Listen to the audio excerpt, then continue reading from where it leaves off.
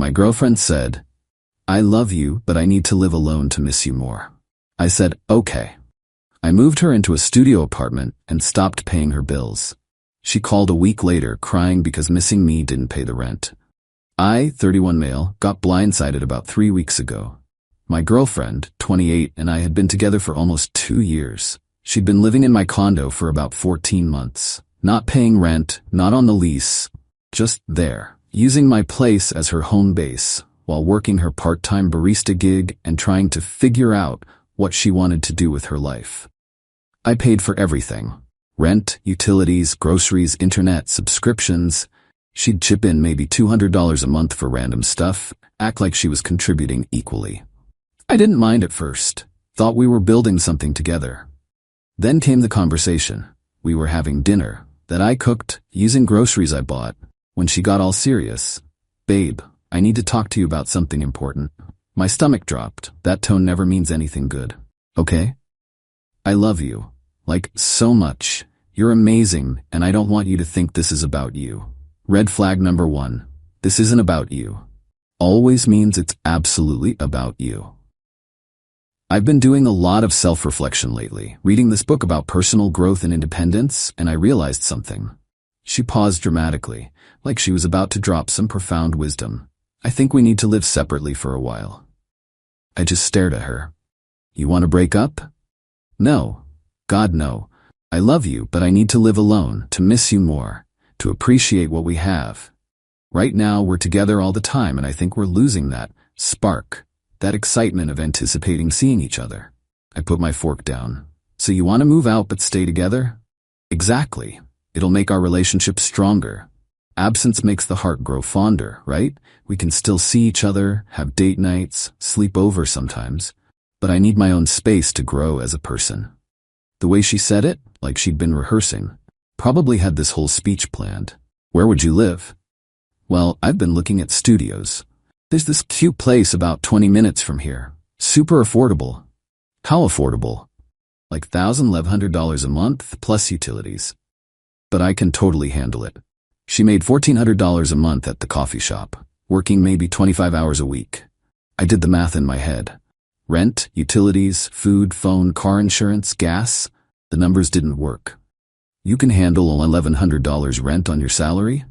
"I'll pick up more shifts, and I've been meaning to look for a better job anyway. This will motivate me." Something clicked. She wanted her own place but expected me to bankroll it. Keep paying her phone bill, her car insurance, buying her groceries, covering date nights. She wanted independence without the actual responsibility. "When were you thinking of moving?" "Soon. Like, end of the month. I already talked to the landlord and she's holding the place for me. I just need first month's rent and deposit." "How much is the deposit?" $1,100, so $2,200 total to move in. She looked at me expectantly, like I was supposed to offer right then and there. I took a breath, made a decision. "You know what? You're right." Her face lit up. "Really?" "Yeah, if you need space to appreciate us more, I support that. Let's get you moved in this weekend." "Oh my God, thank you. I knew you'd understand. You're the best." She hugged me, practically bouncing with excitement. What she didn't know, I just decided to take her at her exact word. She wanted independence. She was getting it. All of it. Update 1, that weekend was educational. I helped her move into the studio. It was tiny, like 400 square feet, barely bigger than my living room, but she loved it. Kept talking about how cozy and mine it was. I paid the $2,200 move-in cost. She thanked me repeatedly, promised she'd pay me back once she got more shifts. The whole time I was moving boxes, I was also running calculations in my head, making lists, preparing. Sunday night, after we got her settled, I went home to my peaceful, suddenly much quieter condo. Monday morning, I got to work. First stop, phone provider. She was on my family plan as an additional line for $30 a month. Called them up, explained I needed to remove a line. They asked if I wanted to transfer the number to her own account. No thanks. Just disconnect it. Done. Next, car insurance. She was on my policy as an additional driver since she'd totaled her previous car last year and couldn't afford her own coverage. Called my agent. "I need to remove someone from my policy." "No problem. Effective when?" "Today." That one felt good. Her insurance alone would run her about $180 a month with her driving record. Then, subscriptions. Netflix, Hulu, HBO, Disney Plus, Spotify Premium. She used them all constantly. Logged into each account, removed her profile, changed passwords. Food delivery apps. I'd saved my card on her phone for emergencies that happened 3 times a week. Removed payment info from her DoorDash, Uber Eats, all of them. Gym membership. She was on my couples plan at $40 per month. Went to the gym during lunch, told them she'd be needing her own membership going forward. They said she'd need to come in and sign up herself. Single membership was $75 a month. By 5 p.m. Monday, I'd cut every financial tie except one, the Venmo Zelle trail proving I'd paid her move-in costs. Tuesday afternoon, she texted me. Hey babe, my phone isn't working, says service disconnected. Oh yeah, forgot to mention, since you're living independently now, figured you'd want your own phone plan. You can sign up at any carrier store. What? Phone plans aren't that expensive if you shop around. Probably $50 to $60 a month. Dots appeared and disappeared. Then, I don't have money for that, Aaron. You mentioned picking up more shifts? Yeah, but not till next week. Okay, so handle it next week. More dots, then nothing. Wednesday morning, different approach. Can you add me back to our plan just till I get more hours, please? Nah, you wanted independence. Part of that is handling your own bills. Or being petty. I'm being supportive of your personal growth. Thursday, reality started hitting. Why did you cancel my gym membership? Didn't cancel it, just took you off my couples plan. You can sign up for your own. That's like $75. Yeah, adulting is expensive. I can't afford that, Aaron. Then maybe work out at home? YouTube has free videos. This isn't funny. Not trying to be funny. You wanted to live independently. This is what that looks like. Friday afternoon, 1 week since the move, my doorbell rang. Checked the camera. Her, looking upset. I opened the door. What's up? Can I come in? Kind of busy right now. What do you need? Her jaw dropped. I'd never not let her in before. I need to talk to you. Okay, talk. Out here? Yeah, I've got a work call in 15 minutes. That was a lie, but whatever. Fine, I need money. For what? Rent is due tomorrow. I don't have it. Didn't you say you could totally handle 1100? I thought you'd still help me. Help you pay rent on the apartment you wanted so you could miss me more? Yes. Why would I do that? Because you love me. Because we're together. We're together, but you're living independently. That means independent finances. That's not what I meant. What did you mean? She faltered. Couldn't say it out loud, that she wanted the appearance of independence while I continued funding her lifestyle. I meant, I just needed space physically, not financially. Should have specified that before moving out. You're being a jerk. I can't believe you're doing this to me. Doing what? Respecting your decision to live alone? You know I can't afford this without help. Then maybe you should have thought about that before signing a lease. I signed it because I thought we were a team. Teams communicate. You didn't communicate that you expected me to pay your rent. You said you could handle it. She started crying. I'm gonna get evicted. Leases usually have a grace period, 5 days or so. You've got time to figure it out. How am I supposed to figure out $1,100 in 5 days? Pick up those extra shifts you mentioned? Ask your parents? Get a credit card? I don't know, but those are independent person solutions. My parents will freak out. Then don't tell them you signed a lease you can't afford. I hate you right now. That's fair, but you'll probably miss me more from your own apartment like you wanted. She stormed off. I went back inside feeling weirdly calm. My phone blew up for the next 3 hours. Mix of texts. Please, I need help, or punishing me for wanting space. This is abusive. I can't believe we're doing this. Fine, be that way. I'm sorry, can we talk? Please answer me. I answered once. You wanted independence. I'm giving it to you. Good luck with everything. Then I muted her notifications and ordered pizza. Update 2, week 2 was when the real entitlement kicked into overdrive. Saturday morning, she showed up at my door again. This time with her mom. Oh boy. I opened the door to both of them, looking at me like I'd personally victimized their entire family. We need to talk, the mom said. About what? About how you're treating my daughter. How am I treating her? You kicked her out and cut her off financially. She asked to move out. I helped her move. Those are her words, not mine. My girlfriend jumped in. I told you I wanted space to miss you, not to be abandoned. You're not abandoned. You have your own apartment, your own space, exactly what you asked for. Her mom, she can't afford it. She's gonna be homeless. She signed the lease knowing the rent amount. That's on her. You let her think you'd help. I never said that. She assumed it. My girlfriend started crying again. She'd been doing that a lot lately. You paid for me to move in. That meant you were supporting this. I supported your decision to move, past tense. The move happened. Support ended. That's semantics. No, that's clear boundaries. Her mom got in my face, literally stepped closer, trying to intimidate me. You're gonna give her money for rent, or we're gonna have problems. Is that a threat? It's a promise. Cool. If you threaten me again, I'll call the cops. Both of you need to leave my property. Your property? She lived here for over a year. She was a guest, never on the lease, never paid rent. Guest privileges got revoked when she moved out. My girlfriend looked betrayed. I can't believe you're saying this in front of my mom. Your mom showed up at my door making demands. This is what happens. Her mom tried again. She needs $1,100 by tomorrow or she's evicted. Then you should give it to her. I can't afford that. Neither can I. That was a lie. I could absolutely afford it.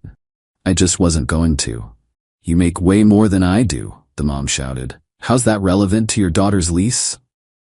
My girlfriend sobbed harder. Please, please just help me this once. I'll pay you back, I swear. With what income? I'll get more shifts. You've been saying that for weeks. I will. Cool. Get the shifts, make the money, pay your rent. That's how independent adults do it. Her mom looked disgusted. You're heartless. She loved you, gave you 2 years of her life, and lived rent-free in my home for 14 months. We're even. That's not how relationships work.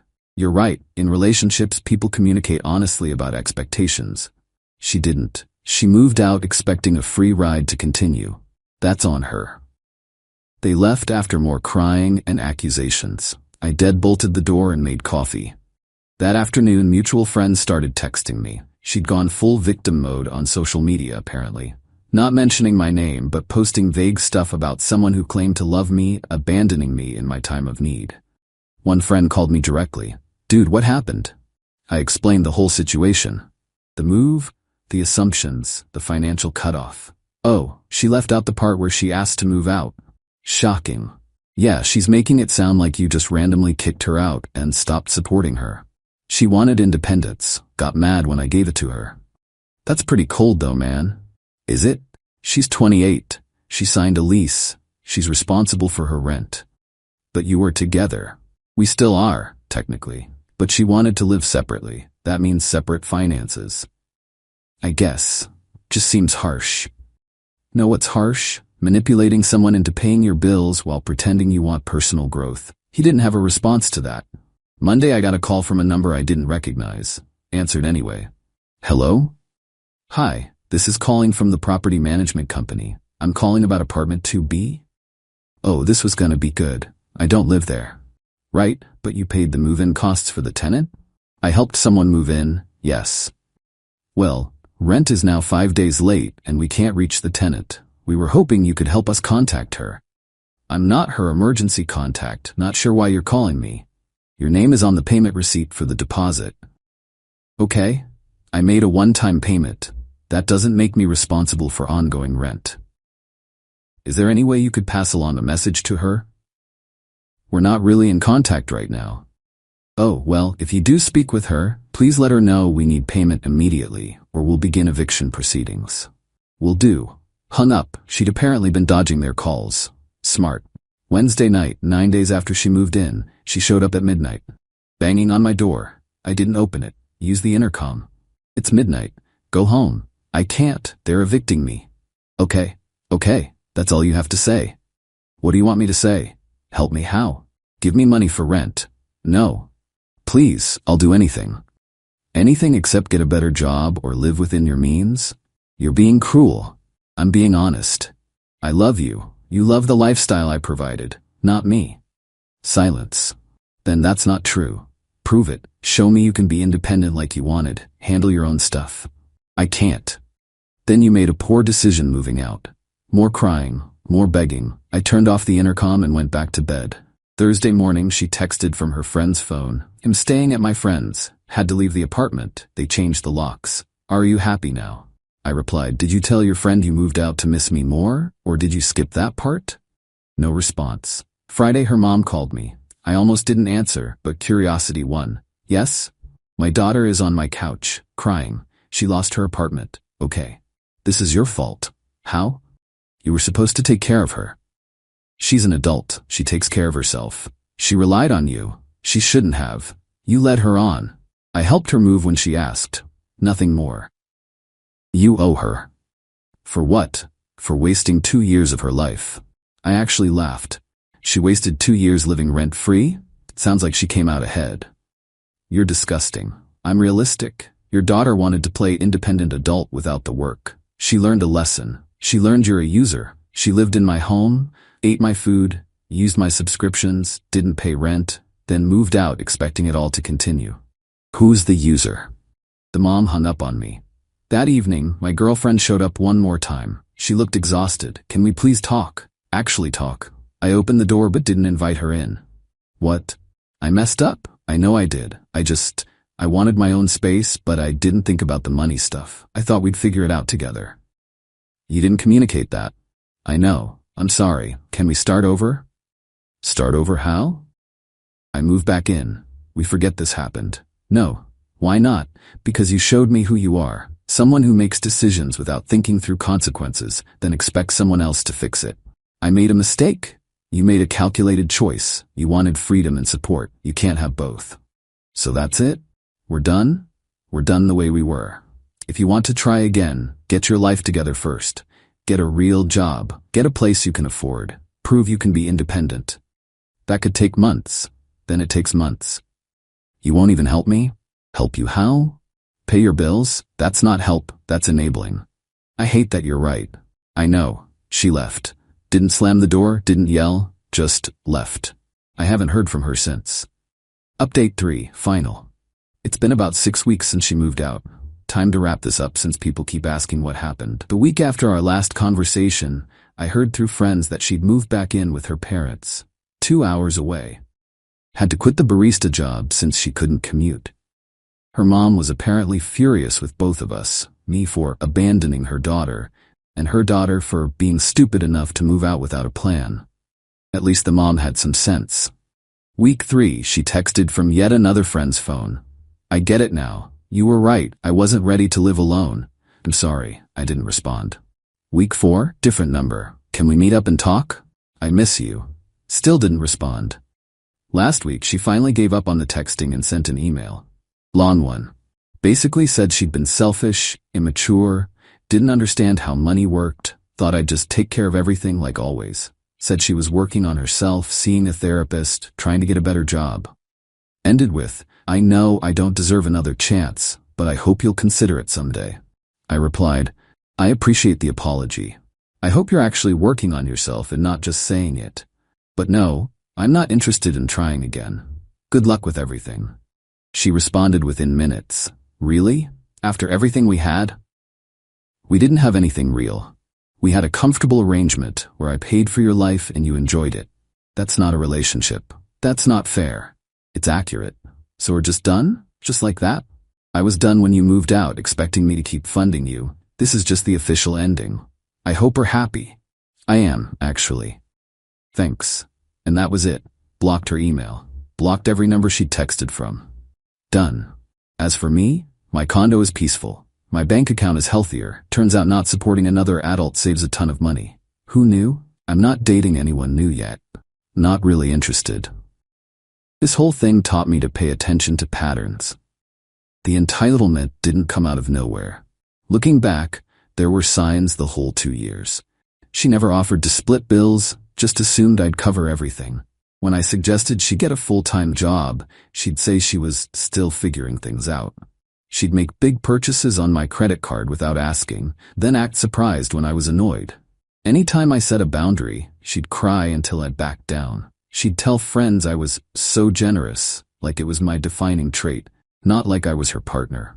I ignored all of it because she was fun, attractive, and made me feel needed. Turns out being needed and being used look pretty similar if you're not paying attention. The entitlement finale, though? 2 weeks ago, her mom called from a new number. I answered by accident. I'm calling to demand you reimburse my daughter for the deposit on that apartment. No. She lost the deposit because of you. She lost it because she didn't pay rent. If you hadn't cut her off, if she'd been honest about expecting financial support, we could have had a real conversation. She wasn't. She faced consequences. That's life. I'm gonna sue you.